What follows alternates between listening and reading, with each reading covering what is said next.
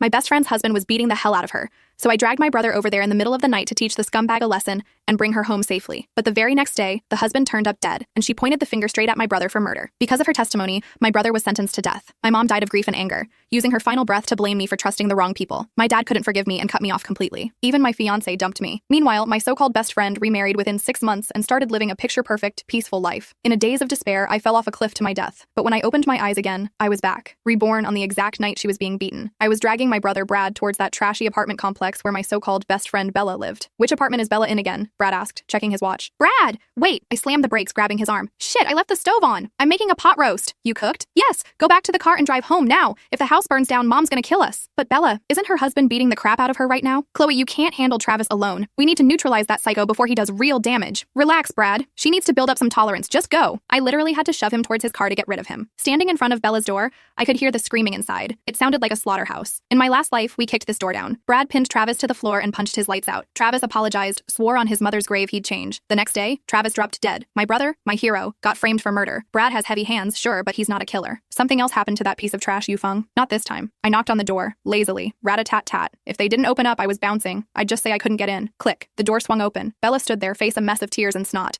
"Brad, save me! Boo-hoo!" She froze. It was just me. No big, strong protector. "Where's Brad? Chloe, why didn't you bring your brother?" "Ah!" Before she could finish whining, Travis grabbed a handful of her hair and dragged her back inside like a caveman. I stood in the doorway, putting on my best fake concerned face. "Travis, stop. Look, even if Bella was sexting other dudes, she probably hasn't banged them yet. You can't beat her just for talking dirty." Travis had his hand raised, hesitating. But when he heard my words, that slap came down like the hand of God. Whack! "You cheating skank! You're wearing a green hat on my head? You want to play games? I'll kill you first." Travis went full psycho mode. Bella screamed, "Chloe, what the hell are you saying? I never sexted anyone." "Ah!" Another slap. Smack. I rushed forward, pretending to panic. "Wait, isn't that why you're mad? My bad. I thought you caught her chatting with those 5 other guys." "5? Bella, you slut, I'm gonna end you." Before coming up, I'd stopped at the 7-Eleven downstairs and bought a glass bottle of Bud Light, purely for self-defense, of course, just in case Travis swung at me. A beer bottle is a great equalizer. Hurtful, but usually not lethal. But in the heat of the moment, Travis snatched the bottle right out of my hand. Smash! He cracked it right over Bella's skull. Beer and blood poured down her face. Bella touched her forehead, saw the red, and turned into a heavy sack, sliding to the floor. Travis froze. He dropped the jagged glass neck like it was radioactive. "Better get her to the ER, Travis. Don't want a murder charge. I'll call an Uber." Travis snapped out of it, scooped up his bloody wife, and followed me. Walking down the stairs, I felt eyes drilling into my back. Cold, hateful eyes. Travis didn't die because of my brother last time. Someone killed him. Was it Bella? I wasn't sure. She was with me that whole night in my past life. And let's be real, Travis was a tank. Bella couldn't take him one-on-one. There was definitely a third player in this game. Ideally, Bella would have died, but roaches are hard to kill. By dawn, she was stitched up. I played the role of the perfect BFF, paying bills,